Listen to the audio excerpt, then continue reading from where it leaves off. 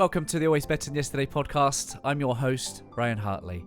This podcast exists to equip and inspire your heart-centered leadership. Every week, we bring interviews with some of the greatest heart sets and mindsets on the planet. I hope the heartprint of our time spent together is that it creates new possibilities for you and all those you come into contact with. If you'd like to explore what we could make possible for you, then head to abty.co.uk/connect and book in a free 30-minute call to begin our journey together. I just want to express a huge amount of gratitude to our sponsors, Map Media Online, an independent agency who specialise in content marketing, helping businesses get their message seen by the right audience. Matt has produced all the digital media assets for this podcast since episode 106 back in December 2020. To have Matt in your corner, head to mapmedia.online. I'd also like to thank Exhale Coffee. I have been a big fan of Exhale Coffee since meeting Alex and the team back in 2022. Exhale is the first coffee to be sourced, roasted and lab tested specifically to maximize its antioxidant and anti-inflammatory potency.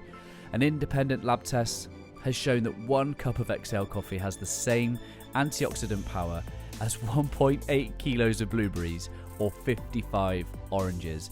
I'm a huge fan, and Mrs. H loves the decaf, especially because she knows that Exhale use the mountain water decaffeination process, which uses only pure glacial water from the highest mountain in Mexico and no nasty chemicals. Simply head to exhalecoffee.com/ABTY for your special offer. And lastly, before I introduce this week's guest, please do subscribe to the channel if you haven't already. It would really help us leave a greater heartprint on this world. On episode 246, I welcome Evan Carmichael to the podcast. Evan runs a YouTube channel for entrepreneurs and it has nearly 4 million subscribers with over 600 million views. He has written 4 books and speaks globally. Evan wants to solve the world's biggest problem, that people don't believe in themselves enough. I have been a fan of Evan and his content for many, many years, first watching his 10 Rules for Success all the way back in 2016. It's incredible to sit down and have a conversation with Evan, and one that I am honoured to be able to share with you. And I hope that this episode helps you believe in yourself a little bit more than you did yesterday. Evan Carmichael, welcome to Always Better Than Yesterday podcast. How are you, brother? Let's go, Ryan. Good to be here. Oh man, I've loved your heart work for a very long time. I was thinking, when did I first come across Evan's content? 2016. Do you know which 10 Rules for Success it was? We did a lot in 2016, so you tell me, man. Conor McGregor. I love that guy. Wow. That guy's got some serious mindset and showmanship. And number 1 rule that you did 2016 for Conor McGregor. Love what you do, and it clearly resonates. A lot of what I'm all about here at Always Better Than Yesterday is about the heart and loving what you do, man. How much of that is present in all of what you do, loving what you do? I think it's the core. Like, we've studied successful people. You know, I've probably studied more successful people than most people, and the number 1 rule for success is that you love the process. You have to love the actual work that you're doing, that it doesn't feel like work, that we're all trying to have an impact and get results, and you care how many views you get, etc., the external numbers, but at the core is you still have to love the actual process. And one of the things that I love doing is being able to pull rules for success from people who a lot of people may not instantly connect with. Like, Conor does a lot of things that would throw a lot of people off.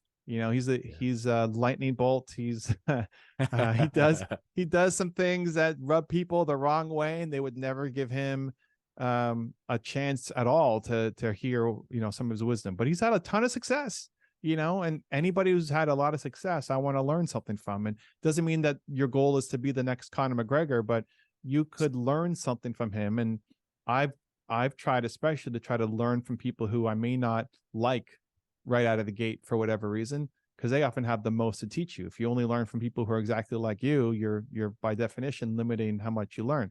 So the challenge with Conor was going through and saying, okay, I mean, he's got all these interviews of him doing all sorts of crazy things, which is fine. And, Conor, you do you. And there's also a lot of wisdom. There's a lot of wisdom, so that video with Conor It wasn't him trash talking somebody, making fun of somebody's mom, or whatever else. But there's a lot of wisdom in there, and that's one of the things that I love doing.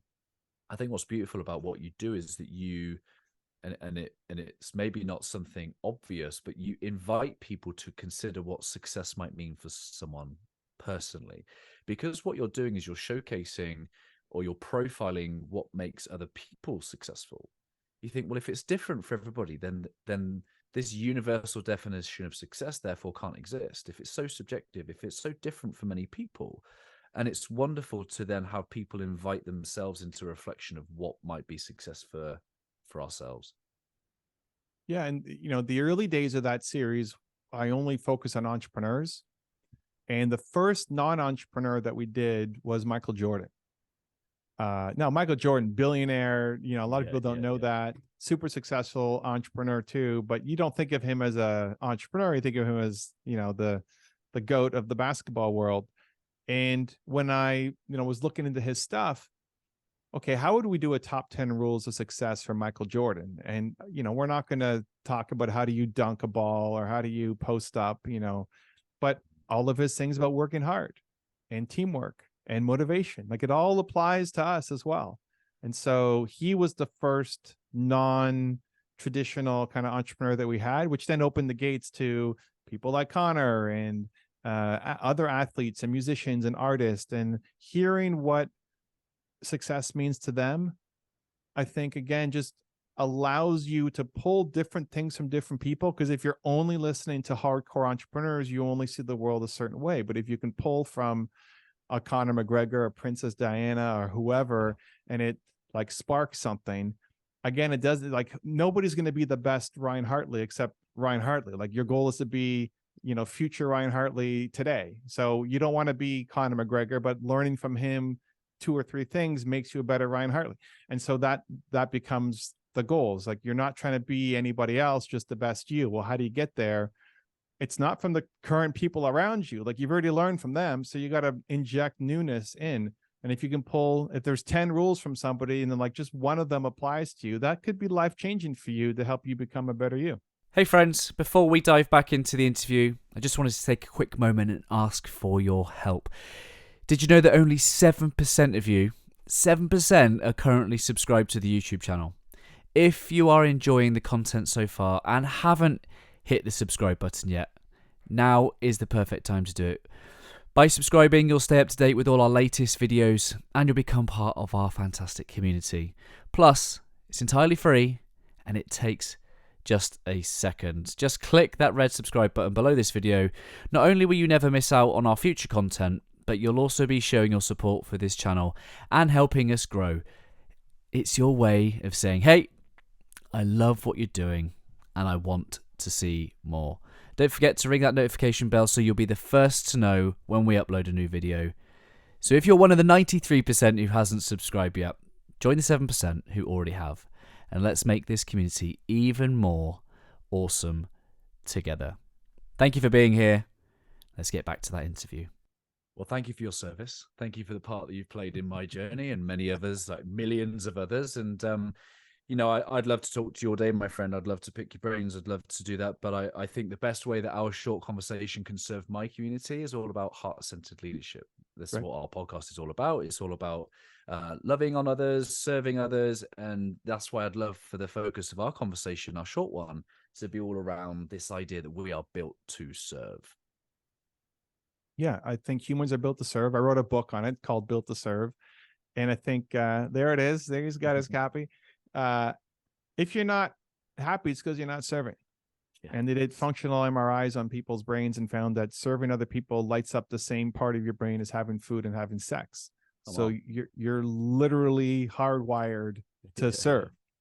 And I think I think everybody listening, especially to your show, would know this and feel this, that if you woke up every day and felt like you're not going to serve anybody, that nobody cares if you show up or not, that what you do is meaningless, like that's a pretty desperate path down to stress and anxiety and depression and suicide, very dark things. But if you woke up and felt like today I'm going to make something that's going to matter to somebody, whether it's for you making, an interview, a podcast, whether it's an artist creating a piece of art, whether it's somebody showing up to work and just feeling like today I may not change the world, but I'm going to help one person. Like if you felt that consistently every day that you're going to help at least one person, holy cow, does it completely change how you show up? And so I think if you're not happy, it's because you're not serving. And some people, you and I, we want to serve the world. Huge mission, serve the world, change consciousness, all of it. Great. Yeah. And others, you may not have a big vision. My wife doesn't want to change the world, but she still wants to serve. And she's the glue for our family. She's remembering everybody's birthdays and we had Halloween last night. She's getting all the trick-or-treat candy out for all the kids and remembering all of these things. But either way, you're built to serve either the world or the closest people to you. And if you're not happy, it's because you're not serving. Yeah, I truly believe that we're here to discover what it is that we've uniquely got and bring that in the service to whoever in the world it is that needs that, right? I trust that when we bring that element of our heart, and so much of that is revealed by our pain, like the underlying story of so many of these interviews that I've had is that there is purpose in our pain. And I love the bit in the book which you talk about the hero, but I also know that there's enough about the hero and the villain that both have the same backstory, that some form of pain has occurred. What changes is the way that they take that story, the meaning they apply to that, and then how they take that forward. So the hero would take it forward and use it to serve others, whereas the villain might take it forward and use it to serve themselves. So there's another economy out there that says, I'm built to be served. The world owes me. And I guess what we're talking about here is coming back to the truth of the matter, which is that we are built to serve rather than be served. Yeah. And listen, I go through this exercise. It's in Built to Serve, where I have everybody figure out what their who is. It's their most important core value. So Ryan, if you had to pick your most important core value, what would you come up with? Love. I mean, that's a shocker. Yeah. It's great. I've had to learn through my wisdom to come to the world from love, not for love. I got things very wrong when I used my job and my purpose to get the love I thought I lacked. And that's an excellent distinction right there. And so I've gone through this exercise with thousands of people, and it's always something positive. When I ask them, what's your most important core value? It's always something positive. It's always something like love or freedom, or mine is believe. Yeah. It's always something. I've never had somebody come and say, my most important core value is death, is hatred, right? And so what it leads me to, like, the next step from that is, well, then people are good. Like, people are fundamentally good. If they self-identify with the most important core value being something really positive, then people are intrinsically good. People are good. But then why is there so much pain in the world? And why is there so much negativity in the world? And why is there so much hatred in the world and so much violence in the world? Well, people are in a lot of pain. And pain causes you to do things that are outside of your core values. Just like, have you shown up every day, always, Ryan, with love every single time? Is like, right. Of course true not. Story. Right. So, and even now, if you're really stressed out or really upset or something negative really happened to you, you might be short with somebody. You might be rude to somebody, right? Like, nobody is perfect. And so if we've all been through intense pain, and we know that when we are in intense pain, we don't show up as our best selves. And so that's where it's like, well, humans are good. They're just in a lot of pain. And so that's why I don't even believe in the term hater.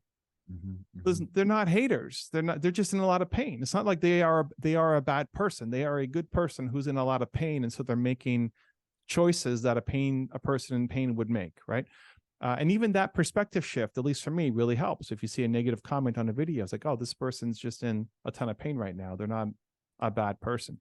And so I think, shows like this help open people's eyes again. The channels that I'm trying to create is trying to give different perspectives and show what success could look like from different angles, because sometimes it's just the right voice said at the right time. And that's the thing that makes a difference. Like, you reference a 2016 video, and something in that video, Conor McGregor talking about love, like, sparked something for you that now, however many years later, you're still remembering. And we've all had those moments. And so what I want to try to do is create more moments, whether that's by coming on shows like yours, whether that's by creating more videos, because you never know, even if you heard the message before, yeah, but the way Ryan said it today, it sunk in because it felt different. Yeah. And that's a really interesting point, because, you know, my background is in policing. And when I first fell in love with this idea of leadership, I got ridiculed a little bit. You know, people mocked me. What does Ryan Hartley know about leadership? They'd call me a Simon Sinek fanboy. And, you know, if I was led to believe that, oh, I was just a Simon Sinek fanboy, I'd have gone, well, what's the point in my voice? What's the point in me bringing to the world what somebody else is out there is already doing? And that's the problem, right? Because it means I would never be contributing to the world my fullest potential. Yeah, and I think we all go through phases of imposter syndrome, even starting a podcast. You're going to start a pod. Who are you, Joe Rogan? Are you the Joe Rogan Jr.? Are you a Tim Ferriss Jr. or whoever number one podcaster that you look up to is? And, you know, the thing that I've learned is people will learn from your story. And so if all you did was come on and ask the same questions that Joe Rogan asked, then you're an Elvis impersonator. You're just trying to be somebody else. But when you share your story and when you ask your questions and the things that you care about, it may not hit millions yet, but you're hitting it in your way. And the people who are loyal listeners to this program, it may not be the audience size that you want yet. And if you keep going, you'll keep getting more people. And they'll say, I just love how Ryan flows. And I love the guests that he brings on. And I love the places that he takes his guests. And so in your story, you're now bringing out unique value. And so for anybody who has imposter syndrome and they're worried that, like, oh, I'm not good enough to be Simon Sinek or Joe Rogan or Tony Robbins or Oprah, or like insert whoever you think is way ahead of you. An exercise I like to guide people through is called the park bench exercise. And imagine that the you from 10 years ago is sitting at a park bench. And you're going to go and you have 5 minutes with the you from 10 years ago. Could you say something to the you from 10 years ago that might shift them? You know, it's like, yes, like if I went back and thought about, how old am I now? I'm 43. If I had to go back to like 33-year-old Evan and I got 5 minutes with him, like I'm sure I could come up with tons of things to say to 33-year-old Evan. Awesome. So if you believe that, then know that there are millions of people right now who currently are the you from 10 years ago. And they need you. They need your story. They need your message, need the way that you're saying it. And that's how I've kind of dealt with imposter syndrome. And that, you know, I see growth as this mountain that we're climbing. There's never ending mountain. Like you never reach the top of the mountain. You know, beyond the mountain, there's more mountains. We're always climbing and learning and growing. It's like there can never be enough love. There's always more love. Always. But every time does that, sorry to interrupt, but does that then set the context that the goal is never to ascend the mountain, but to enjoy the journey? Yes, to enjoy the climb. Because so many people will get there and go, oh, well, what next? Yeah. Yeah. And even more than that. So people also say, like, it's not the destination, it's the journey. The caveat I would add is also, hey, and also pay attention to the company.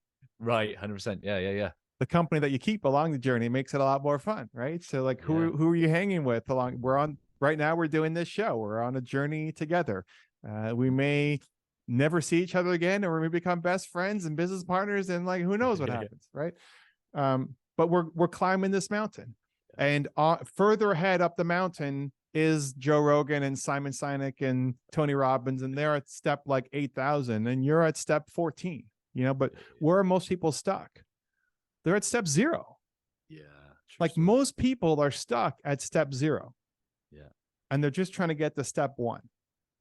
And so it doesn't matter that Rogan's at step 8,000. You're at step 14. You can help somebody get to step 13. Let's go. And most people are stuck at step 0, right? So now, if you said that you can help somebody get to step 100, okay, now you should have imposter syndrome because you haven't done that yet. Yeah. But most people are stuck at the very beginning, and you've already passed the very beginning. And so your story adds a lot of credibility, a lot of newness. And again, the way that you say it and the vibe that you speak at will connect with somebody who doesn't like Joe Rogan, but they'll listen to you. I wonder whether there's a connection with your answer to the question I'm about to ask you. I don't ever have any set questions, but before we went on, my son was in here reading your book. He's 11 years old. And he said, Dad, can you ask Evan this question? I'm like, dude, do you know how little time I've got with him? He's like, I need you to ask him who inspired you to write it. I was like, dude, look, I'll have the list on I'll write it down, but I'm not sure I'm going to be able to answer him. So I'm okay if you give me a 20-second answer, but who inspired you to write Built to Serve? What's your son's name? His name's Corey. Corey Hartley. Listen up. Who inspired me to write Built to Serve? No human. I get inspired by ideas that flow through me and then take action on them. So I had a different book already out called Your One Word before Built to Serve. And that was my book. And I didn't want to write a new book. I had no intention of writing a new book. And people said, when's your next book? It's like, I don't have another book. It's Your One Word. Go read that one. It's a great book.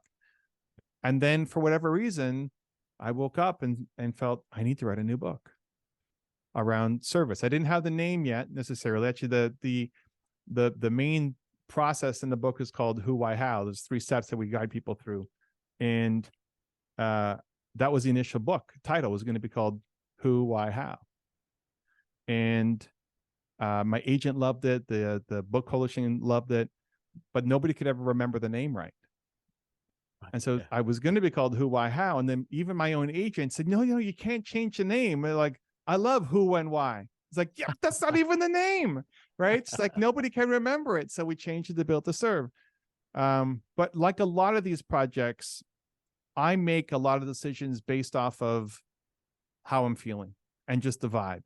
And I've been fortunate that many great ideas have flown through me, and I've said no to too many of them. And I realized that even though it may not make sense, I have to say yes to doing this because it feels right. And that was Built to Serve. And so there was no, maybe the collection of humans that I've gotten to know over the years, their collective energy was poured into me and it said, hey, Carmichael, time to write that book. Trust your intuition, Corey Hartley. Yeah, I love that. Thank you for going there. I've got 2 more questions and I've got a few more minutes left. And, my background was in policing, and there's an exercise you talk about the police lineup. How is a police lineup supposed to guide anyone towards their purpose?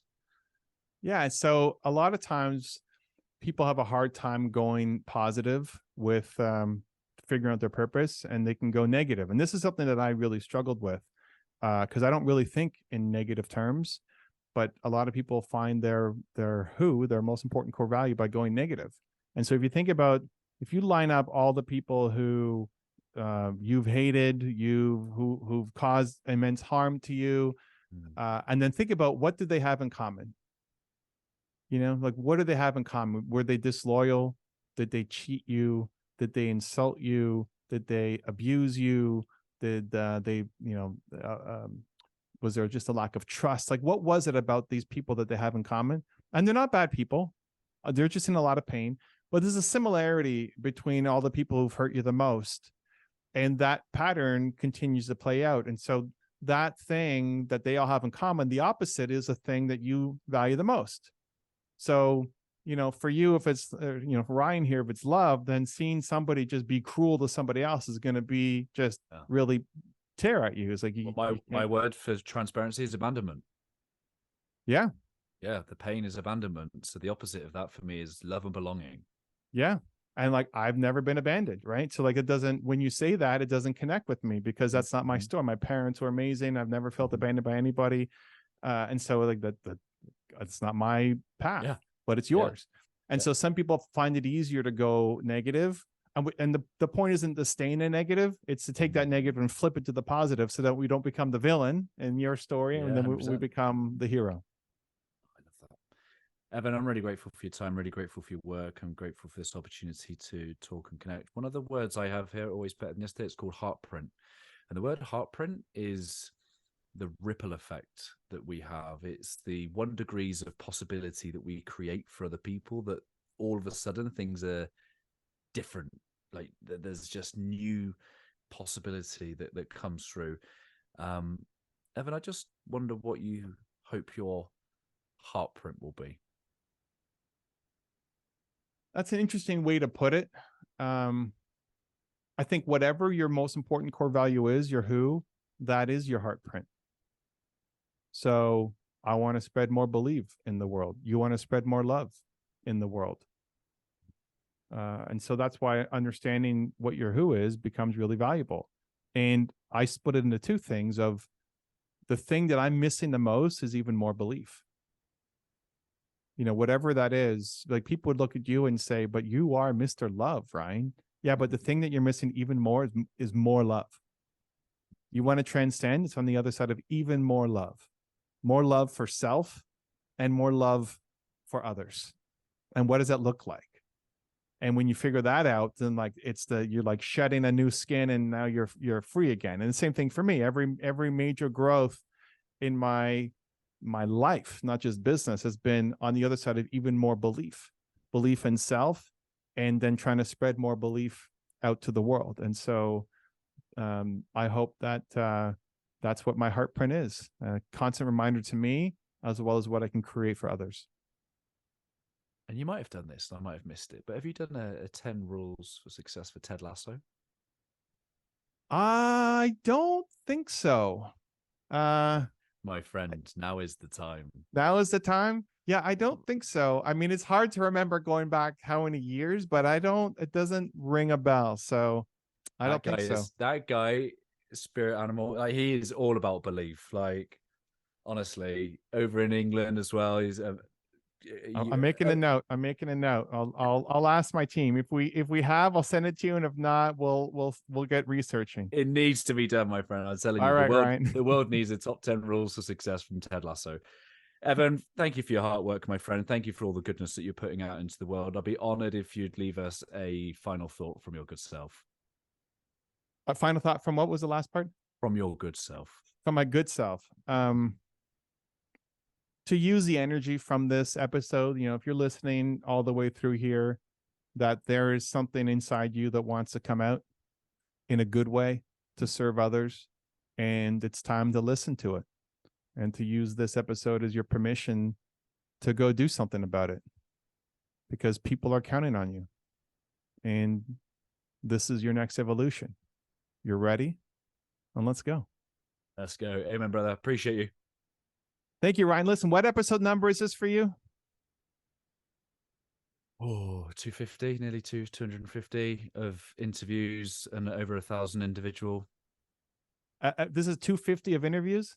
Yeah, I'm not sure specifically, but when it will go out, it'll be in that arena, yeah. And how often you release episodes? Weekly. Interviews? 5 years weekly. 5 years weekly. Yeah. Wow. Okay. So 250. So when you get to episode 350, let's do it together. Yes, my friend. Just when you're getting close, message my assistant, and we'll figure out how to get it on the calendar for 350 together. Let's go. I appreciate you, brother. All right. Much love, Ryan. Take care, brother. Cheers. Thank you for making it to the end of the interview here on YouTube. I hope that our time spent together has left you a little bit better than before you push play. Before you go anywhere, please leave a comment down below. Some of your key reflections, your key takeaways. I love hearing from you and what this conversation has inspired in you. Let me know what you're going to do as a result of this conversation. I will be back next Wednesday where I will share another inspiring guest. To make sure that you don't miss that, please do subscribe, hit the bell, and you will be notified as soon as it goes live. If you're curious to know how I, through Always Better Than Yesterday, can serve you, your team, your organization, please do visit alwaysbetterthanyesterday.com, and it will be my honor and privilege to help you in any way I can. Keep leading, my friends. I've been Ryan Hartley, host of the Always Better Than Yesterday podcast here on YouTube. Always love.